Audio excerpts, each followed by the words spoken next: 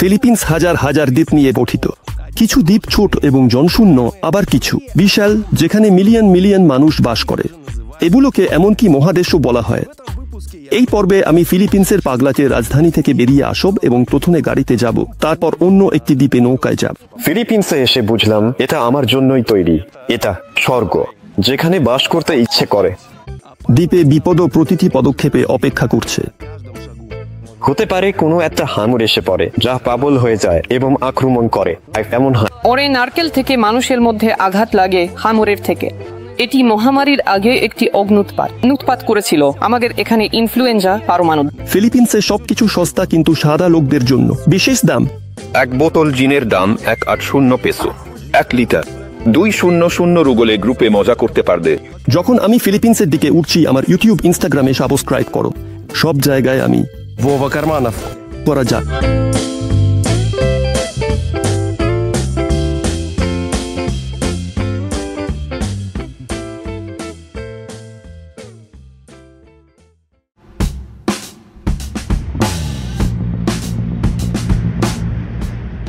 সকাল 6টায় উঠেছি। ফিলিপিন্সের রাস্তায় ঘুমিয়ে থাকা লোক পাশ কাটিয়ে বাসে উঠছি, আমাকে প্রয়োজনীয় বন্দরে নিয়ে যাবে। যাত্রা 2 ঘন্টা, এবং এই সময় জানালায় ফিলিপিন্সের দরিদ্র এলাকা, ধানের ক্ষেত এবং মৎস্যজীবী গ্রামগুলো দেখা যাচ্ছে। ফিলিপিন্সের দারিদ্র্য সত্ত্বেও কিছু জায়গায় রাস্তা বেশ ভালো, একটি হাইওয়ের মতো মনে হয়। শুধু ড্রাইভিং স্টাইল এখানে ফিলিপিন্সেরই থাকে। এখানে আমাদের বিশাল বাসকে একজন লোক কাটিয়ে গেল, থামল, আর আমাদের ড্রাইভারের চোখে অনেকক্ষণ তাকিয়ে রইল এবং বিজয়ের অনুভূতি নিয়ে চলে গেল।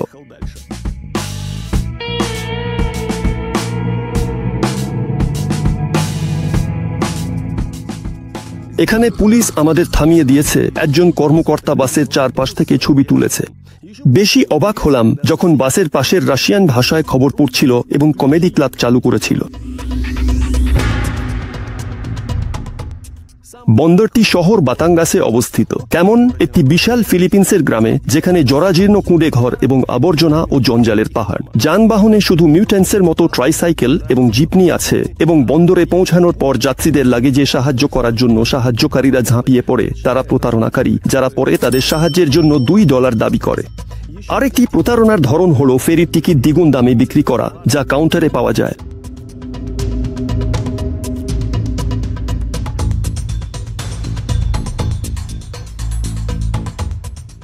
এখানে কিছুটা সন্দেহজনকভাবে পরিষ্কার। ফিলিপিন্সে কতগুলো দ্বীপ আছে তা বিবেচনা করলে এখানে সমুদ্র পরিবহন এবং বন্দরের মাধ্যমে চলাচলই প্রধান মাধ্যম, এবং বিশেষ করে এই বন্দরটি একটি ছোট বিমানবন্দরের মতো দেখাচ্ছে, এবং দামও তেমনই। ফিলিপিন্সের লোকদের জন্য ক্যাফেতে কফি পান করা এখানে ব্যয়বহুল, আর শুধু টেবিলের পাশে বসতে দেয় না। তাহলে যাত্রীরা মেঝেতে বসে আছে, কারণ অপেক্ষার ঘরে ঢুকতে দেয় শুধু ফ্লাইটের আগে, এবং তারা মেটাল ডিটেক্টর এবং এমনকি সামরিক কুকুর দিয়ে ভালোভাবে পরীক্ষা করছে, বোমা খুঁজছে এবং মাদক দ্রব্য।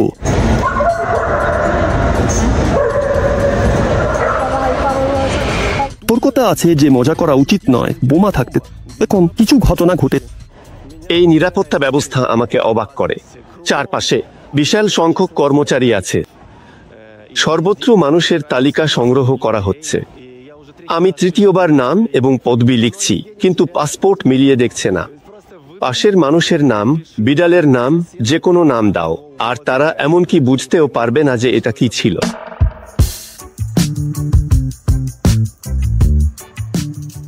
আমার ফেরিটি বড় এবং দ্রুতগতির, কিন্তু এর নাম রাখা হয়েছে চেরনগোরিয়া, যদিও এটা চীনে তৈরি। টয়লেটে সমুদ্রের জল দিয়ে একটি বালতি আছে, দুলছে। অস্বস্তি।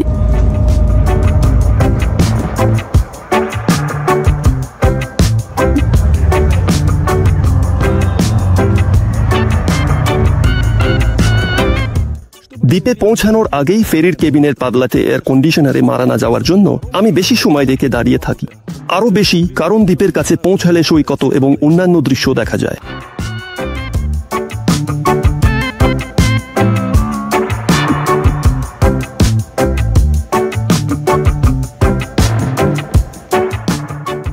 কিন্তু সৌন্দর্য দ্বীপে প্রথম পা রাখার সাথে আমি প্রথম শুল্ক পরিশোধ করছি, শুধু আসার জন্যই।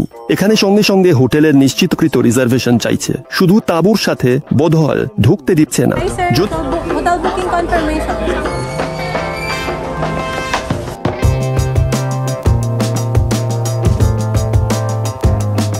আমি কস্তি স্কুটারে যাচ্ছি। সে 6 মাস ধরে পরিবার নিয়ে দ্বীপে থাকে। সভ্যতা থেকে বিশ্রাম নিতে এসেছি এখানে আটকে। আমার মনে হয় এটি স্বর্গ। এটি সেই জায়গা যেখানে বাস করতে ইচ্ছে করে।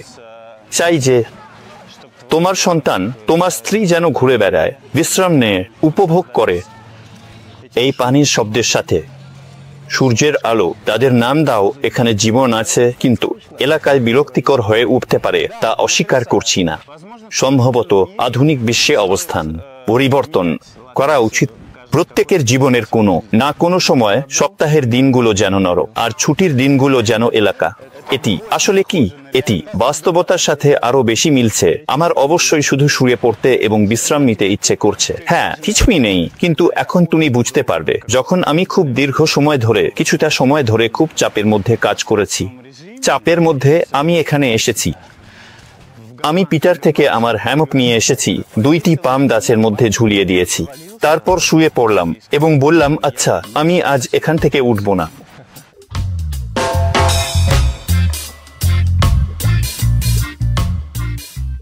ছেলেরা একটি ছোট গ্রামে থাকে এবং পাশের শহরটি পুয়ের্তো গ্যালেরা। পুরো অঞ্চলের একমাত্র ট্রাফিক সিগন্যাল এবং বড় দোকান। আরও কিছু দরকার নেই, কারণ সবাই পোশাক সহ রাস্তায় বিক্রি করে। অনেক বাড়ি সবুজে ঢাকা।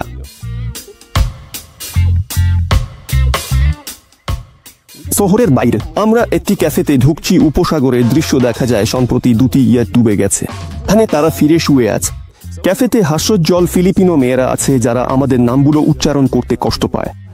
এরপর তাদের জন্য কঠিন কনস্টান্টিন। তারা সব সময় শোনে কনস্টান্টিন, কিন্তু কেন যেন, আর প্রায়শই তারা ভাবে যে আমি স্প্যানিশ। Что хозяин Виктор и русскоговорящий. Но насколько это достоверная информация? Его никто не видел. এখানে খাচ্ছি, পতনের সময় নয়। আপনি এখানে কেন এসেছেন? এখানে দারুণ দৃশ্য, ভালো পরিবেশ, সঙ্গীত অসাধারণ। আমার স্ত্রীর সাথে আমাদের প্রিয় ছুটি হলো ইবিজা, এবং এটি আমাদের মনে করিয়ে দেয় এই ক্যাফেটি ইবিজার সকাল। হোস্টরা রাশিয়ান এবং ভিসামুক্ত ব্যবস্থার ফিলিপাইন বেছে নিয়েছিলেন। নিশ্চয়ই একটি সবচেয়ে গুরুত্বপূর্ণ কারণ আছে। এটি ভিসার বিষয়, মানে ভিসার ব্যাপারে এখানে কোনো সমস্যা নেই, একদমই না। তোমার প্রতি কোনো অভিযোগ নেই। টাকা সরকারি কোষাগারে জমা দাও এবং কোনো প্রশ্ন নেই। স্বাগতম। তোমার পরিচিতদের ছাড়া কোথাও কি রাশিয়ান ভাষায় কথা বলা মানুষ পাওয়া যায়? অবশ্যই দোকানগুলোতে। তো যতটুকু আমি বুঝেছি, যেখানে আমরা আছি, যেখানে আমাদের অবস্থান, সেখানে মূলত সব রাশিয়ান ভাষায় কথা বলা মানুষ। তাহলে মূলত আমরা পরোক্ষভাবে একে অপরের সাথে কিছুটা সংযুক্ত হচ্ছি। যেমন সেখানে ছেলেরা এসেছে ওহা রাশিয়া থেকে, কামচাটকা থেকে অথবা ভ্লাদিভোস্টক থেকে। তারা জাপানে গিয়েছিল, একটি নৌকা কিনেছিল, এখানে এসে পৌঁছেছে। এখানে এখন তারা ছুটি কাটাচ্ছে, আবার রাশিয়ায় যাবে। আমাদের কিছু সাধারণ পরিচিত আছে যারা তাদের সাথে কথা বলেছে। তারা আমন্ত্রণ জানায়, আমরা গিয়ে নৌকায় ভ্রমণ করি, সবাই পরিচিত হয় এবং এভাবেই সবসময় ঘটে। সবাই একে অপরের সাথে, বাচ্চারা একসাথে যায়। সেখানে কিছু ইংরেজির কোর্স আছে অথবা স্থানীয়দের সাথে কিছু হস্তশিল্পের কাজ হয় আমেরিকার ছেলেদের সাথে যারা এটা করেছে। মিলো কয়েক বছর আগে ফিলিপিন্সে চলে গেছে এবং একটি ছোট হোটেল ও ফ্রি ডাইভিং কেন্দ্র খুলেছে। হোটেলের জন্য তার নৌকা রয়েছে।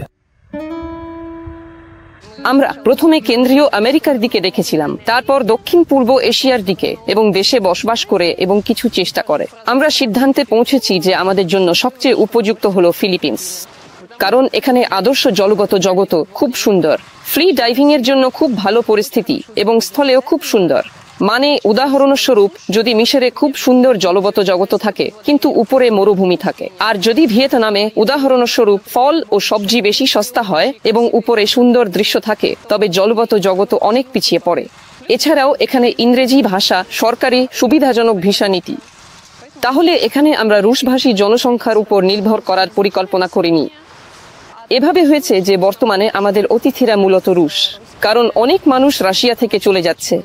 তারা আমাদের কাছে আসে, কেউ কেউ আমাদের সাথে উদাহরণস্বরূপ 1 মাস থাকে আর তারপর সিদ্ধান্ত নেয় এই দ্বীপে থাকতে, বাসা ভাড়া নিতে।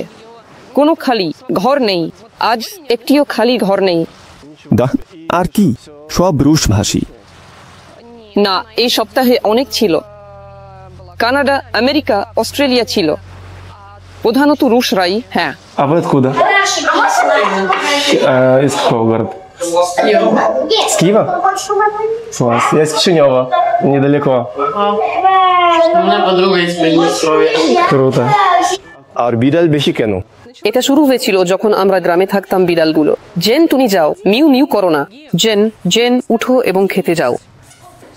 এটি জেনা, কিন্তু এটি তো স্থানীয় বিড়াল। তাহলে সে তো আমাদের কাছে জন্মেছে, সে আমাদের কাছে একটু অসুস্থ হয়ে পড়েছে এবং বিড়ালগুলো দয়া করে। কতগুলো বিড়াল আছে? মায়ের জন্য বিড়ালগুলোকে হাটগুলো দিতাম গ্রামে থাক, এবং বিড়াল ছানা জন্ম দিল। আমাদের প্রতিবেশীরা সেগুলো নিয়ে এলো। তোরা তো তাকে খাওয়াচ্ছিলি, তোদের বিড়াল ছানা নিয়ে নাও।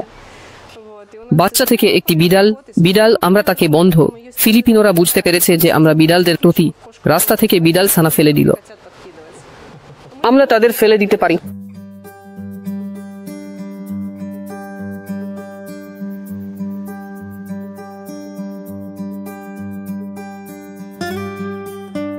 কামরার পরিবেশ পুরোপুরি ছুটির মতো।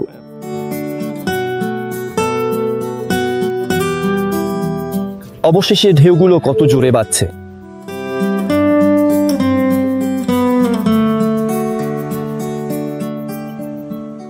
সাধারণভাবে সৈকতে হাঁটলে নারকেল পড়ে থাকে।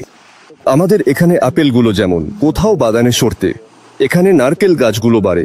আপনার মাথায় তো কেউ পড়ে না। আমি সত্যি না, এটা তো খুব বিপজ্জনক। বসে আছি, এটা তো দেখো যদি কিছু হয়। নারকেল সাধারণত বৃষ্টির সময় পড়ে, কারণ তারা ভিজে যায়। এরা আর্দ্রতা শোষণ করে এবং ভারী হয়ে পড়ে যায়। আমি অন্য মানুষের কাছ থেকে শুনেছি যে পড়ে যাওয়া নারকেল থেকে মানুষের মধ্যে বেশি লোক মারা যায় তুলনায় আকপুলের থেকে। মানে মানুষ এ কারণে মারা যায়? হ্যাঁ, কিন্তু আমাদের এখানে তারা ছোট। এখন আমি শুধু এটাই ভাবছি, কিন্তু নারকেলের বদলে আবার আমার ক্যামেরাটা পড়ে গেল। কিন্তু আসলে নারকেলগুলো দারুণ। এগুলো তাজা নারকেল না, দুইটা খোসা আছে, আর এগুলো হলো পরিষ্কার করা নারকেল। শুধু একটা ছোট গর্ত করতে হবে, স্ট্রা দিতে হবে, অথবা বড় একটা আর চামচ দিয়ে দিতে হবে। হ্যাঁ, না, আগে আমরা পান করি, তারপর খাই। শান্তিপূর্ণ জীবনের জন্য শুধু বিনামূল্যে নারকেলই যথেষ্ট নয়, আর এখানেই সমস্যা শুরু হয়। এলাকায় অনেক সাধারণ জিনিসই নেই। যখন তুমি লোজারো থেকে প্যাকেজ ডেলিভারির জন্য অর্ডার করো, উদাহরণস্বরূপ, তখন তুমি ব্রান্দায় ঠিকানা দাও আর সব। এরপর তুমি কিছুই করতে পারো না। এরপর সে তোমাকে ফোন করে বাড়ি কোথায়, আর তারপর সে মনে রাখে এই লোকটা এখানে এই বাড়িতে থাকে। স্পঞ্জ ভেঙে যাচ্ছে, আমরা এসেছি। ভাবছি তোমার যাওয়া উচিত স্পঞ্জ কিনতে। দ্বিতীয়, তৃতীয়, পঞ্চম গিয়েছিলাম অন্য শহরে। একজন মানুষ দেখলাম 2 ঘন্টা দূরত্বে, যেখানে অনেক কিছু হাসপাতাল, অভিবাসন অফিস আছে। কিছুই পাইনি। আমি ভাবছি এটা কিভাবে সম্ভব। সম্পূর্ণ বাথটব খুব কমই পাওয়া যায়, যা অনেকের জন্য খুবই গুরুত্বপূর্ণ। আমি একজন বন্ধুর সাথে কথা বলছিলাম, যিনি প্রথমে আমার কাছে জিজ্ঞেস করলেন বাথটব আছে কি। ছুটিতে আমি শুয়ে ভালোবাসি। যতদূর আমি দেখেছি এবং বাড়িতে দেখেছি, এটা যথেষ্ট বিল। এটা একটা বাজার যেখানে ছেলেরা প্রায় নিজেদের জন্য খাবার কেনে। স্থানীয় মাছ, যার মাধ্যমে মাছিরা তাড়ানো হয় এমন বিশেষ ডিভাইস দিয়ে, এবং সস্তা কাঁকড়া $5 কিলোগ্রাম। আমি তোমাকে বলবো, এটা খুবই পরিষ্কার বাজার। এশিয়ার মানদণ্ডে এখানে তো ইঁদুরও দৌড়ায় না। এখানে কি নিচ্ছেন? চিংড়ি, বুরুমি নিচ্ছি। গরুর মাংস আমরা এখানে কিনছি ঠিকই। $5.50. Но она накинула мне за белое лицо или нет? Да, мы можем взять за 450 спокойно. А местные еще дешевле? И да, абсолютно. Филиппино прайс называется слово, словосочетание. Вот. Ты приходишь, мы такие раз, рыбку покупаем. Точнее, перед нами рыбку покупают, тунец, раз ему по 150 отдали. Мы такие подходим, нам 300. Я такой, брат, что случилось? Он такой, sorry, this is Filipino price. То есть он так напрямую, да? Типа, я тебе не продам, ты ж белый, ну ты ж можешь заплатить. যখন বিদেশিদের মুখে তাকায়, বিক্রেতারা মুহূর্তে দাম বানিয়ে ফেলে। ক্যাফেতে এসপ্রেসো ছিল 6-5, 3 দিন পর আসলাম, তারা বলল 1-2 শুরু। Ну, типа, вчера же было там 60. Ну хорошо, 60, ну, типа, ну ок. Ну, то есть, как-то так у них. আচ্ছা, এটা তো ঠিক আছে, আসলে এটা একটা স্বাভাবিক পরিস্থিতি। এই মার্কা এটাতে স্থানীয়দের কাছ থেকে স্থানীয়দের জন্য দৃশ্যগুলি কিভাবে পাবেন তার কোনো লাইফ হ্যাক আছে কি? সাদা মুখ। যদি তুমি ওই ব্যক্তিকে না চেনো তাহলে এই সুযোগ শূন্যের সমান। Ну, Люда, если там ты мой бро, все такое, не канай. Ну, практически, по моему опыту, практически нет. বাজারে যাওয়া এবং ডাইভিং ছাড়া গ্রামে বিনোদনের খুব একটা অভাব। আমার স্ত্রী প্রিয়, সে অবশ্যই কিছু সময় বিরক্ত হয়ে পড়েছিল। আমি তো এখনই কাজের চাপ থেকে বের হতে শুরু করেছি। সেই কাজের চাপ থেকে গত 5 বছর আমি পুরোপুরি একটা শক মরেছিলাম। আমি তো এখনই কাজের চাপ থেকে বের হতে শুরু করেছি। আমার ভালো লাগছে। মানে আমরা ম্যানিলায় ছিলাম, সেখানে সপ্তাহখানেক ছিলাম। স্ত্রীকে বলছিলাম আবার আমাদের গ্রামে ফিরে যেতে খুব ইচ্ছে করছে। স্ত্রী বিরক্ত ছিল, কিন্তু সে তার কিছু মুহূর্ত খুঁজে পেয়েছে। স্ত্রী বিভিন্ন অনুশীলন করতে শুরু করেছে। সে সেখানে শ্বাস প্রশ্বাসের অনুশীলন এবং যোগ করছিল।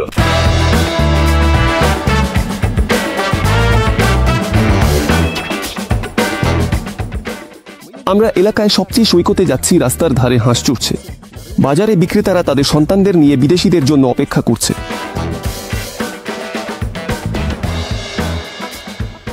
এখানে পর্যটকরা আসছে, এরা ফিলিপিনো নাকি অন্যকে? হ্যাঁ, সবকিছু আসলে। এখানে আমরা একবার ফিলিপিনো সুন্দরী প্রতিযোগিতায় গিয়েছিলাম। একটা ক্যাফেতে আয়োজন করা হয়েছিল। এখানে এই ছোট্ট কোরিয়া টাউন, আমি একে এভাবে ডাকি কারণ এখানে মূলত কোরিয়ানরা থাকে আর তারা এখানে প্যাকেজ ট্যুরিস্ট হিসেবে আসে। এখন তো নদীর তীরে প্রচুর মানুষ মিশে আছে, সবাই বিশ্রাম নিচ্ছে, পানীয় খাচ্ছে, খাবার খাচ্ছে। কোরিয়ানদেরই বেশি। একসময় এখানে অনেক মজা ছিল, কিন্তু ক্যাফেগুলো বন্ধ হয়ে গেছে আর পর্যটকরা খুব কম আসছে। দেখো, এমন কিছু ঝুপড়ি আছে। এটা সবই মহামারীর পরিণতি, কারণ যখন মহামারী শুরু হলো ফিলিপিন্সে প্রবেশ ও বের হওয়া বন্ধ হয়ে গেল এবং এখানে সত্যি খুব ভালো অর্থনৈতিক মন্দা ছিল। আমি মানুষের সঙ্গে আলোচনা করছিলাম, কথা বলছিলাম, মানে আসলে কিছুই কাজ করছিল না, সবকিছু থেমে গিয়েছিল।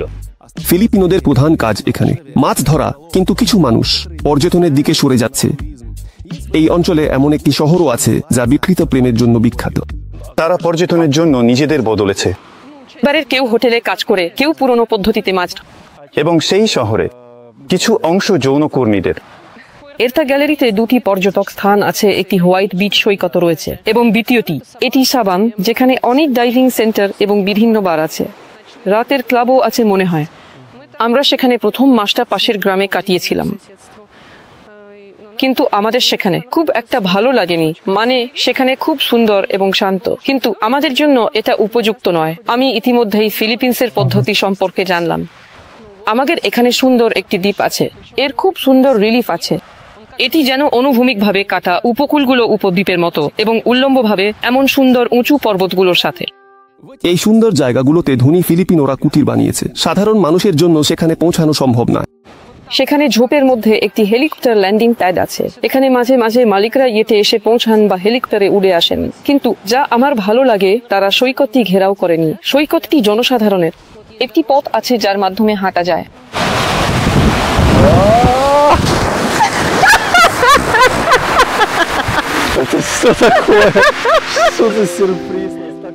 আমরা পার হচ্ছি একটি পাহাড়ি নদী, সাগরে পড়ে সরাসরি সৈকতে, যেখানে প্রথম পরিবারটি যাদের সাথে আমরা দেখা করলাম তারা রুশভাষী ছিল। ফেদ্দা এখানে তার বাবা মায়ের সাথে এসেছে, ভূগোল পড়ছে এবং ভ্রমণের স্বপ্ন দেখছে। তুমি এই সমস্ত তালিকা থেকে কোন দেশে যেতে চাও? Вот здесь, ой, в Аргентине. Ты хочешь побывать в Аргентине больше всего? А почему? Что ты знаешь про нее? Ну там красиво, там хороший воздух, водопадов много, очень. ছেলেটি অনলাইনে পড়ছে, এখানে অন্য রুশ ভাষাভাষী বন্ধুদের সাথে পরিচিত হয়েছে। তুমি কি স্কুলে পড়াশোনা করছো? হ্যাঁ, আমাকে বাড়ির কাজ দেওয়া হয়, আমি বাড়ির কাজ শিখেছি। তোমার বন্ধু? আমার আসলে অনেক বন্ধু আছে। কিরা, আরিশা, সাশা, লিজা। তুমি কি বিদেশিদের সাথে বন্ধুত্ব করেছো? আমি একজন কানাডিয়ানের সাথে ছিলাম, কিন্তু তিনি চলে গেছেন। কি ইংরেজিতে বলেছে? ভালো কথা যদিও এখানে মানুষের সংখ্যা কম, রুশ ভাষাভাষীরা প্রায়ই দেখা যায়। শাবাংয়ের কাছে একটি রেস্তোরাঁ আছে যেখানে মালিক রুশ ভাষায় কথা বলেন, কিন্তু তার পরিবার 1979 সালে সোভিয়েত ইউনিয়ন থেকে অভিবাসন করেছে। 1979 সালে একজন মহিলা আছেন, তার স্বামী কানাডিয়ান এবং তাদের একটি ছোট হোটেল আছে। মানে আসলে আছে মেয়ে, যুবতী, মহিলা। তারা শাবাংয়ে থাকেন, তারা ও রুশ ভাষাভাষী। দ্বীপে পরিবহন যথাযথ। এখানে ট্যাক্সি আসলে নেই। 3 চাকার দানবটাকে ধরতে হবে এবং প্রতিবার দান নিয়ে আলোচনা করতে হবে। এটি টুকটুকের মতো, কিন্তু এখানে মূলত ট্রাইসাইকেল। একটি মোটরসাইকেল থাকে, পাশে একটি ছোট বুথ 3 চাকার। তাহলে 2টি মোটরসাইকেল একটি ওই বুথ থেকে। কত দাম? আমাদের বাড়ি থেকে এখানে আসতে 300 পেসো লাগবে। যদি আমরা ভিতরে কথা বলি, ছোট জায়গার জন্য 50 পেসো। তুমি সেখানে আরো লোড করতে পারো, 4 জন মানুষ সেখানে লোড করতে পারে।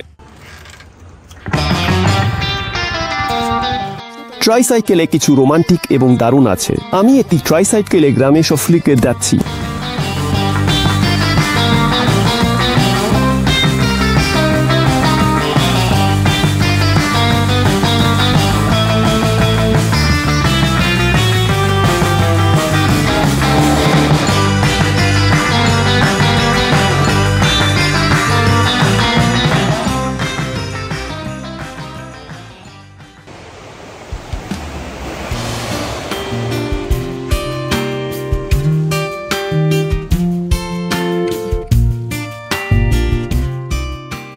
রাতে মজা হয়। তার গেস্ট হাউসে রুশ প্রতিবেশীরা জড়ো হয়। এটি কাজানের ভিটালিক।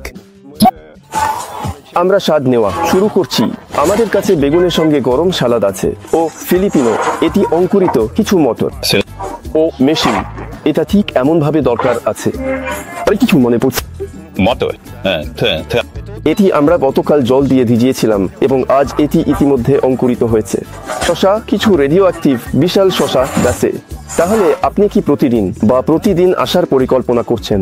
না, এমন কিছু নেই যে আচ্ছা সপ্তাহে একবার হয়। হ্যাঁ, যদি ভালো আবহাওয়া হয় আমরা সবাই মিলে যেতে পারি সাঁতার কাটতে। উদাহরণস্বরূপ, সেখানে সবাই চিৎকার করছিল প্রতিবেশীরা।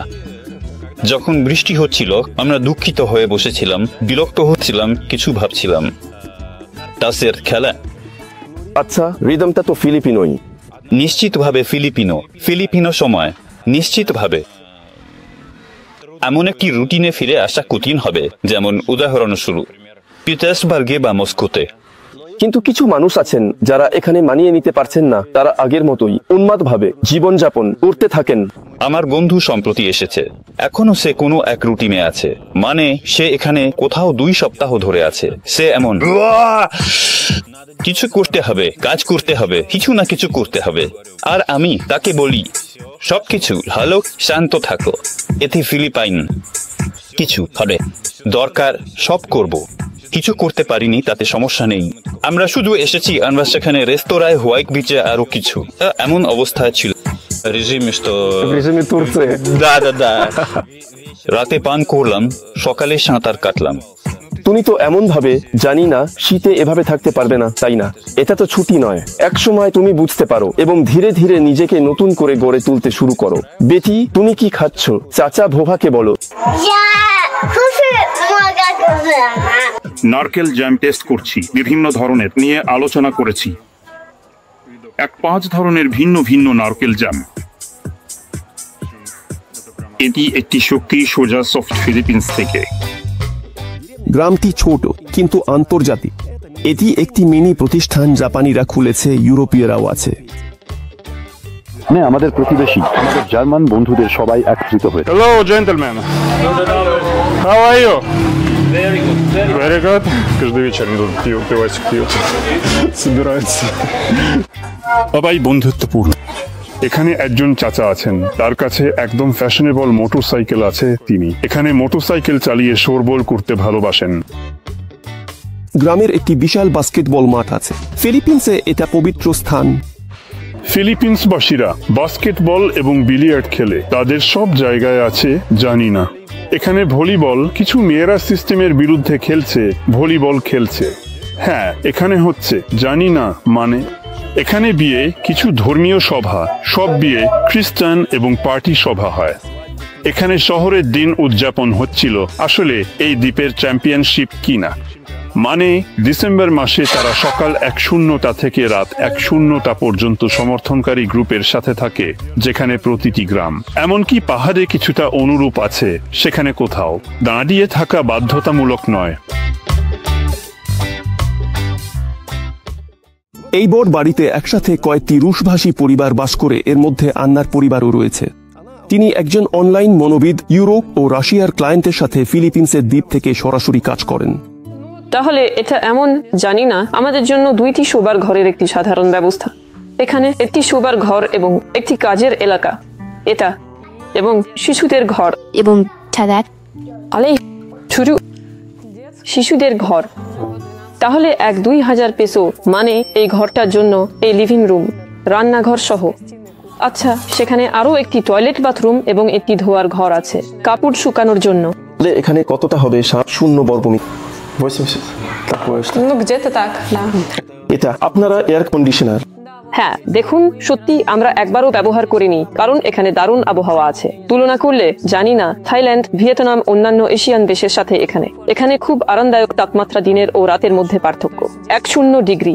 এখানে রাতে 2-4 ডিগ্রি বাতাস। আচ্ছা, এটা খুব ভালো। দিনে 30 ডিগ্রির কন্ডিশনারের প্রয়োজন হয় না। এখানে এমন একটা বাতাস আছে যা সব সময় অনুভূত হয়। হ্যাঁ, শোনা যাচ্ছে। সত্যি বলতে একবারও চালু করার প্রয়োজন অনুভব হয়নি। পানির খরচ মাসে 350 পেসো আর বিদ্যুতের খরচ 1,500 মাসে গড়ে বের হয়। Газопровода тут, конечно, нет. Газ в баллонах. গ্যাস সিলিন্ডার 1000, তো হয়তো 2 মাসে একবার, 3 মাসে একবার। আর পানির পাইপলাইনে সেটা কেমন মানের? তাহলে স্থানীয়রা বলে না পান করা, বরং ফুটানো পানি পান করা। Поэтому вот такие вот бутылки, они всем развозят по 40 песо по 35 вот за баллон. তারা বিতরণ করে, তাদের কাছে 3-5 পেসোর সার্ভিস আছে। এখানে আসবে 5 সে তো বাড়িতে, এখানে তো আসলে সস্তা। দ্বীপে বিশেষ কিছু কেনা যায় না, многое везли с собой. А где игрушки твои? Есть все-таки. Это вы что, чемоданами везли или тут покупали? Да, и так. তারা সুটকেসে বই বহন করত। এখানে কেনা যায় না। Это самое ценное, гречка и книги. Да, гречка. এখানে সত্যি এটা পাওয়া যায় না। আমি মনে করি নারকেল জ্যাম এটা পূরণ করে। এখানে ফলগুলো যে কোনো দৈনন্দিন সমস্যাকে ঢেকে দেয়। সবচেয়ে মূল্যবান বস্তু হলো প্রকৃতপক্ষে আম। আইসক্রিম আছে। এটা শেষ। ভেগান তাই না? আম, কলা এবং নারকেল দুধ থেকে, খুব সুস্বাদু। এটা অবশ্যই থাকা উচিত জিনিস যখন তুমি এশিয়ার দেশে আসো। Это купить блендер и формочки для мороженого. Вы этим занимаетесь активно, да?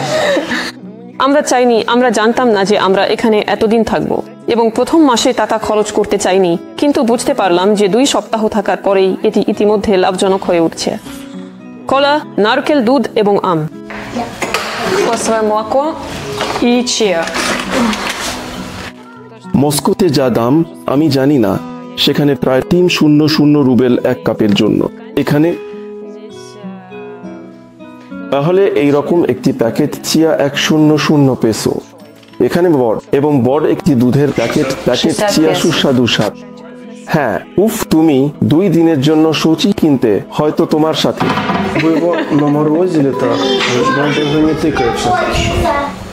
ক্রেমলিন বরফের মতো পুড়িয়ে দেয়।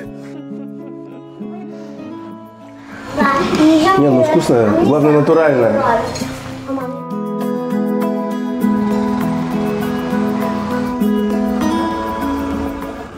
রাতের গ্রামে আমরা ডাইভিং সেন্টারে যাচ্ছি, অভিবাসীদের খোলা। অ্যান্টন ফিলিপিন্সে 100 বছর আছে।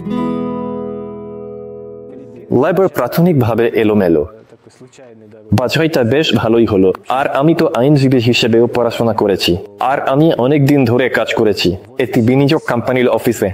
এটা গুরুত্বপূর্ণ। খুব বিরক্ত হয়ে গিয়েছিলাম। আমি বন্ধুদের সঙ্গে এশিয়া ভ্রমণে চলে গেলাম, আর তখন আমরা একটি ছোট আইটি কোম্পানি খুললাম। তাহলে আমরা অফিস থেকে কিছুটা মুক্তি পেতে পারলাম। যা পছন্দ সেই কাজ করা। আমি ডাইভিং ভালোবাসলাম, তারপর ফিলিপিন্সে গেলাম এটা আমার জন্য। কিন্তু কিছু মানুষ ইন্দোনেশিয়া বা থাইল্যান্ডে ব্যবসা খুলছেন। আমি মনে করি সবাই এমন ভাবে ভাবে না। যারা থাইল্যান্ডে ব্যবসা খুলছেন, আমার মনে হয় তারা সম্ভবত জীবনযাপনের সাধারণ শর্তগুলো বেছে নিচ্ছেন, কিছু সভ্যতার পক্ষে বাছাই করেন। এখানে জীবন, এটা মানে প্রায় গ্রামই বলা চলে। এখানে প্রায় কিছুই নেই, মানে একটাই রাস্তা, ছাগল, মুরগি আর আরো অনেক কিছু। আর থাইল্যান্ডে তো সেখানে সভ্যতা আছে। সেখানে কম্প্রেসার শব্দ করছে, সিলিন্ডার গুলো ভর্তি হচ্ছে। হ্যাঁ, দেখতে পাচ্ছেন, হ্যাঁ, সেখানে কম্প্রেসার শব্দ করছে যা সিলিন্ডার গুলো ভর্তি করছে। আমাদের ইতিহাসের দিক যে আমাদের 1-2 জন ছিল, যদি মনে করেন 9টি শহর। অ্যান্টন একটু আগে বড় ডাইভিং ট্যুর থেকে ফিরেছে।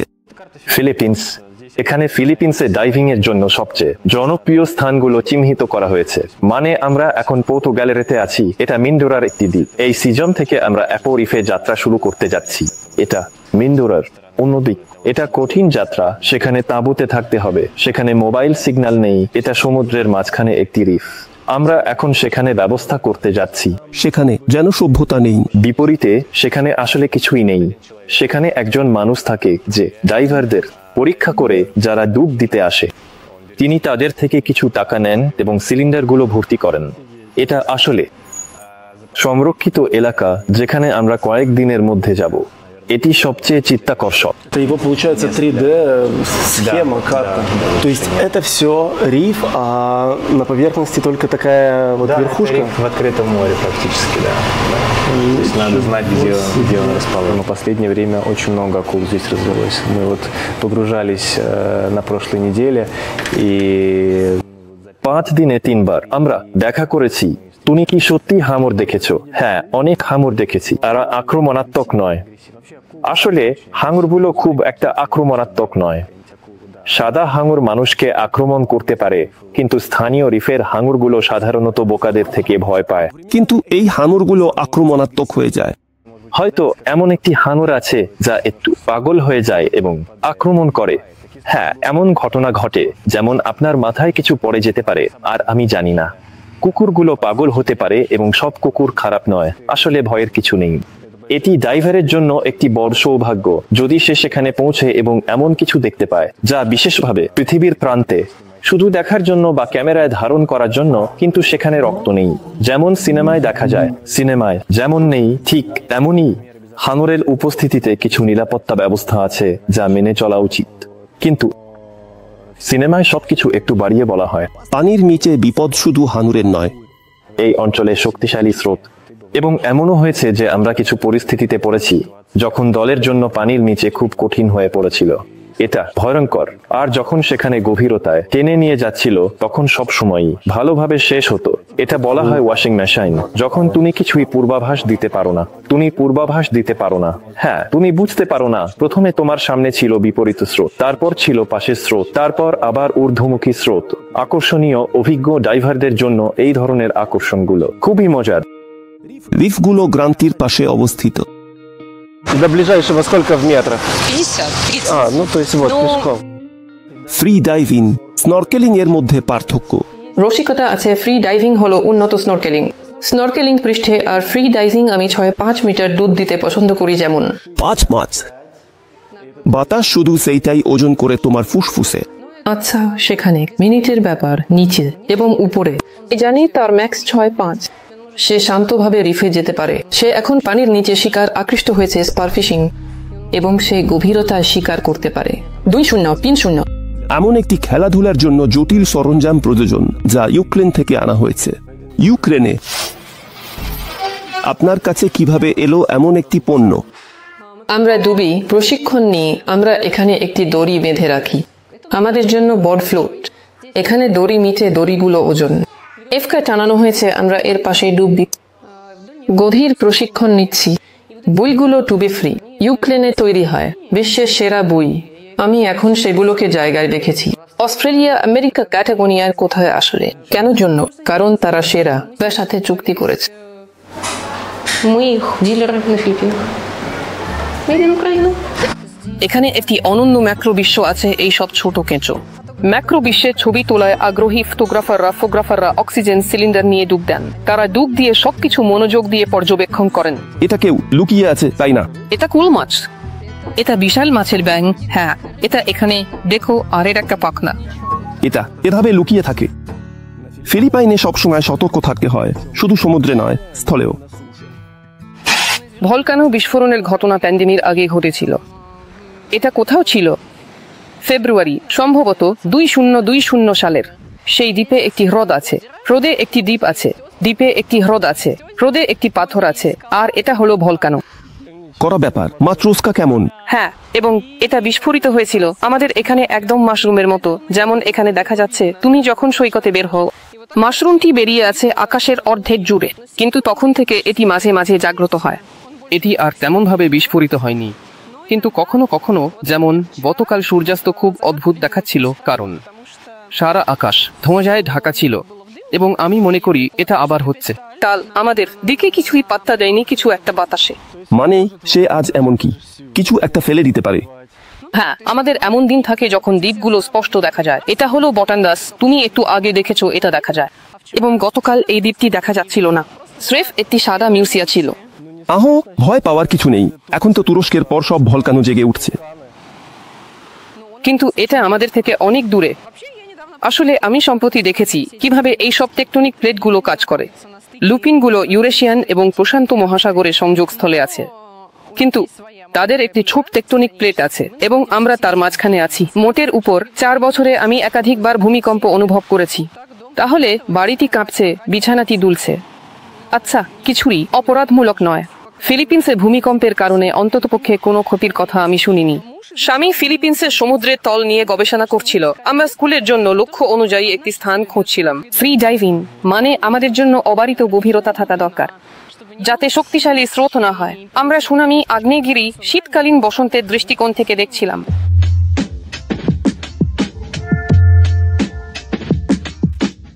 ফিলিপিন্সের এই সফর থেকে আমি কয়েকটি সংস্করণ এবং অনেক কিছু নিয়ে এসেছি। ইনস্টাগ্রামের জন্য ছবি। বর্তমানেরটিতে সবচেয়ে মজারগুলো সেখানে পিন করা আছে। সাবস্ক্রাইব করো, সেখানে আমিও আছি। ভোভা কারমানো। গ্রামে থেকেও ফিলিপিন্সে কর্পোরেশনের প্রধান হওয়া কঠিন নয়। এখানে যে কোনো এমনকি ছোট কোম্পানিকেও এভাবে ডাকা হয়। আমি প্রথমে ভাবলাম বাহ, সবারই কর্পোরেশন আছে, কিন্তু এটা শুধু নাম। বিদেশি 4-0 মালিকানা থাকতে পারে। ফিলিপিন্সে এমন নিয়ম আছে, বিদেশি ব্যক্তি জমির মালিকানা পেতে পারে না। অথবা উদাহরণস্বরূপ, আপনি একটি অ্যাপার্টমেন্ট কিনতে পারেন, কিন্তু সেটি একটি বহুতল ভবনে। বিদেশি ব্যক্তিরা অ্যাপার্টমেন্টে 4-0 এর বেশি মালিকানা পেতে পারে না। মিলার এবং তার স্বামী যে কোম্পানির মূল অংশটি সম্পূর্ণরূপে পরিচালনা করেন, সেটিও ফিলিপিন্সের নাগরিকদের নামে রেজিস্টার করা। এমন কিছু হয় না যে সে এসে বলে আমি তো এখানে, যেন আমি প্রধান, আমার 6-0। তাহলে আমাদের 3 জন 2টি। তারা তো একত্রিত হতে পারে। আমি চিন্তিত হতাম। আচ্ছা, চিন্তা করা যায়, কিন্তু কেন? আমি অনেক গল্প জানি, যেমন বিদেশি একজন ফিলিপিনো মহিলার সাথে বিয়ে করে এবং তার নামে ব্যবসা শুরু করে, কারণ এটি সবচেয়ে সহজ বিকল্প। এরপর কিছু সময় পর সে তার ব্যবসা নিয়ে নেয়, কারণ তারা আলাদা হয়ে যায়। আমরা প্রতি বছর ব্যবসা পরিচালনার জন্য পারমিটের অনুমোদন গ্রহণ করি। আমাদের কাছে লজ, হোটেল এবং ডাইভিং এর জন্য অনুমতি আছে। আমাদের অফিসিয়ালি কর্মচারীরা কাজ করেন। আমরা বিভিন্ন সামাজিক নিরাপত্তার জন্য টাকা দিই। আচ্ছা, আমি বলুক যে না, যদিও কখনো কখনো এটা অনুভব করা যায়। ফিলিপিন্সের সবচেয়ে সস্তা জ্বালানি হলো সস্তা মদ। এখানে মদ সত্যি মানে একটি ভালো জিনের বোতল 180 পেসো লিটার। 200 রুবলে সম্ভব দলবদ্ধ হয়ে মজা করা। একটি খাবারের গড় বিল সম্ভবত কোথাও 300 পেসো। গড ককটেলও কোথাও 200-300 পেসো। আচ্ছা, এটা ফিলিপিন্সের মানদণ্ডে বেশ ভালো। এটা আমরা রেস্তোরাঁর কথা বলছি, এটা আমরা পানীয় স্থানগুলোর কথা বলছি। যদি আমরা এখন রাস্তায় বের হই যেখানে কিছুটা ভালো আছে, ভালো এমনকি কোনোভাবেই স্বাদের দিক থেকে কম নয় এমন জায়গাগুলোতে, সেখানে গড বিল হবে 100 পেসো। কারণ ম্যানিলা কাছাকাছি, তাই এখানে দাম একটু বেশি সিলভারনের তুলনায়। বরাকাইয়ের চেয়ে সস্তা, কিন্তু কিছু অন্যান্য জায়গার চেয়ে বেশি। শুক্তা দ্বীপের আরামদায়ক পরিবেশ সংক্রামক এবং কঠোর পরিশ্রমে সহায়ক নয়। এই আবহাওয়ায় সত্যিই খুব কঠিন নড়াচড়া করা, ভাবা, উন্নতি করা, কারণ সকালে এখনো কিছু হয় না যদি সকালে তাড়াতাড়ি উঠতে পারেন। এরপর দুপুরের খাবারের পর অবশ্যই সিয়েস্তা, এটা তো একদম পবিত্র ব্যাপার, ঘুমাতে। তাহলে আপনারা সবাই ঘুমাচ্ছেন। আর আমাদের কর্মচারীরা, হ্যাঁ, তাদের আসলে 1.5 ঘন্টার বিরতি আছে। দুপুরের খাবার দ্রুত 2 মিনিটে, তারপর ঘন্টা ঘুমায়। এখানে কোথাও হ্যামক লাগানো হয় কিছু কিছু। আহো, সে নিজেই এসেছিল, হ্যামক টানিয়ে দিয়েছিল, সে হ্যামক গুটিয়ে গেল। মিনি হোটেলে মূলত ফিলিপিনো কর্মচারী, তাদের থেরাপিস্ট কাজ করে এবং আনন্দিত বাড়ির দিকে যাচ্ছে। তাহলে ফিলিপিনোতে কি লোক কাজ করছে? আমাদের এখানে 7 জন ফিলিপিনো কাজ করছে। 7 ফিলিপিনো। ছোট হোটেলের কর্মচারী বেশি। আমরা চেষ্টা করব গড়ের চেয়ে একটু বেশি বেতন দিতে। আমাদের কাছে শুধু নেই পরিচারিকা, শুধু পরিচ্ছন্নতা কর্মীরা, শুধু রিসেপশনে মেয়েরা আছে, কারণ হোটেলটা এর জন্য খুব ছোট। একজন মহিলা করে, সে সব কিছু করে।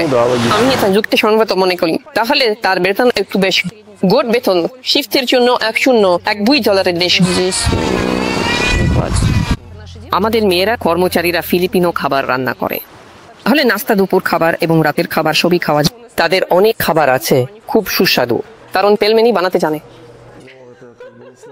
এমনকি আমি কথা বলতে পারি। আমি পেলমেনি বানানো করছিলাম, ভাত মেলে, এমনকি আইসক্রিমও। এই ভাতটাও তারা রান্না করেছে। খাবারের আগে সে সস দিয়ে ঢেলে দেয়। বাইরে নতুন বছরে আমাদের কাছে মূলত রুশ অতিথিরা এসেছিল। আমরা এখানে সাশিমি ডাঞ্জার পশম কোটের নিচে হেরিং রান্না করেছি, কারণ হেরিং নেই। Дочки иногда варю. Иногда борщ варю. কখনো কখনো ফিলিপিনোরা আসে। মনে আছে ঈদের সময় পরিবার এসেছিল এবং তারা রুশ খাবার চেয়েছিল, আর আমি দান দিয়ে রান্না করতাম, কারণ মালকিন নিজেই। প্লেটের দাম কত ছিল? 250 দান। অ্যান্টনের কাছেও ফিলিপিনোরা কাজ করে। এটি আমাদের কর্মী যে আমাদের ডাইভ সেন্টার প্রতিষ্ঠার প্রথম দিন থেকেই কাজ করছে। সে প্রদেশে ছিল, তার আত্মীয়ের সাথে চলে গিয়েছিল। আমি বলেছিলাম আমাকে ঠিক এই বন্ধুটির প্রয়োজন। সে খুবই নির্ভরযোগ্য, তার উপর সবসময় ভরসা করা যায়। ফিলিপিন্স দীর্ঘ সময় ধরে স্পেনীয় উপনিবেশ ছিল। লাতিন আমেরিকার তুলনায় এখানে স্প্যানিশে খুব কম লোক কথা বলে, কিন্তু অনেক নাম এবং শহরের নাম স্প্যানিশদের থেকেই রয়ে গেছে। তাদের মূলত সব নাম। আফগানিস্তান গার্সিয়া, এখানে আমাদের গার্সিয়া। Аналин Гарсия. Это кто? Наш лендлорд।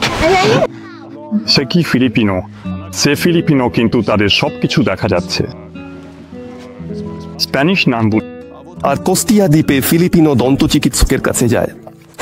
দাস্তন দোলগি আমাদের এখানে পরিচয় করিয়ে দিয়েছিল। মেয়েটি তার দন্ত চিকিৎসালয় খুলেছে। আমরা তোমার সাথে গিয়েছিলাম, সে এমনটাই দেখিয়েছিল। ভিতরের ডিজাইন ইউরোপীয় স্টাইলে করা হয়েছে, সবকিছুই অসাধারণ। তার সাথে কথা বলা খুব মজার, আর আমি ওর সাথে রুশ গান শুনি। মানে আমি এবং প্রতিবার যখন পাহাড়ে আসি, আজ আমি তাকে নতুন কিছু পরিচয় করিয়ে দেব, কারণ সে গান গাইতে খুব পছন্দ করে। তাকে পশুর গান পছন্দ হয়েছে, মিয়াগি এনস্পেলও পছন্দ হয়েছে, তাই না? হ্যাঁ, এনস্পেল রাজা এবং ঠাট্টা আর্টিক এবং আর্টিক আমি চালু করেছিলাম, সেটাও তার খুব পছন্দ হয়েছে। আমি তার জন্য একটি ছোট ভিডিও বানিয়েছিলাম, তাকে দেখিয়েছিলাম। সে দেখেছে যে সেখানে কয়েক হাজার ভিউ হয়েছে, আর আমি তখন 2টি দাঁত করাচ্ছিলাম। সে বলল, আচ্ছা, তোমার তো একটাই দাঁত। বিনামূল্যে ফিলিপিন্সের হাসপাতালে সাদা লোকদের দিকে তাকানো হয় যেন তারা একটি মানি দেয়। আমরা ম্যানিলায় গিয়েছিলাম, আমরা অনেক টাকা খরচ করেছিলাম, মানে সব সময় কিছু বিনিয়োগ দাম। কিন্তু সবচেয়ে ভয়াবহ মুহূর্ত ছিল যে আমরা সেখানে একদিন হাসপাতালে আমরা আসি, কিছু করি, টাকা দিই, অনেক টাকা দিই। দ্বিতীয় দিন, তৃতীয় দিন, যখন সেখানে জীবন বিপদের পরিস্থিতি কেটে গেছে, এখন কিছু মস্তিষ্ক কাজ করতে শুরু করেছে, কিছুটা বেশি যুক্তিসঙ্গত। আর তারা সেখানে উজির করতে হবে। তারা বলল 7,000 পেসো, মানে সেখানে 1,000 রুবল প্রায়। আমি বললাম, ঠিক আছে, দয়া করে অফিসিয়াল দাম দেখান। তারা আমরা একে অপরের, এরা এসে বলল 3,700, আমরা 3 দিন 7,000 দিচ্ছি। কেমন যেন এখন একটা ছোট অপারেশন হবে, সেখানে 3,5,000 পেসো। ঠিক আছে, আমরা রাজি হলাম, চলে গেলাম। ফিরে এসে 5,000। বন্ধুরা 3,5 বলল, আমাকে তো 5,000 বলেছিল, আরো বেশি হবে।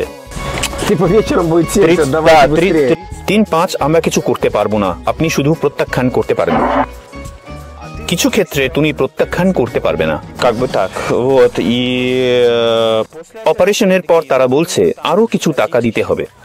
ভালো, আমাকে দিন, লিখে দিন আমরা কি কাকে কিসের জন্য কত টাকা দিচ্ছি। তারা একটি কাগজ নিয়ে আসে যেখানে দাম এবং চিকিৎসা সেবাগুলি লেখা। না, এটা ঠিক নয়, লিখে দিন। মানে তারা এমন, ঠিক আছে আপনি মিনি অপারেশনের জন্য ৫০০০০ টাকা দিয়েছেন, বাকি দরকার নেই। আপনি কি ক্যাশে টাকা দিয়েছিলেন? হ্যাঁ, ক্যাশে। মজার ব্যাপার হলো ঔষধ কিনতে হবে।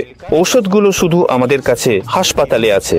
ঠিক আছে, আমরা নিচে যাই, তারা আমাদের ৫১০টি বড়ি দেয় ৩-৪ হাজার পেসো। আমরা বললাম ওয়াও, এটা কি ধরনের ঔষধ? গুগল করি, তাহলে মেয়েরা দেখছে যারা দাঁড়িয়ে আছে হাসপাতালে বিক্রি করছে এই কিওস্কে। অ্যান্টকো ১ মিনিট অপেক্ষা করো, আমি বের হচ্ছি। সে বের হচ্ছে, সেখানে কোণে সাধারণ ফার্মেসি, সেখানে যাও, আমরা বের হচ্ছি এবং সেখানে এটা দাম।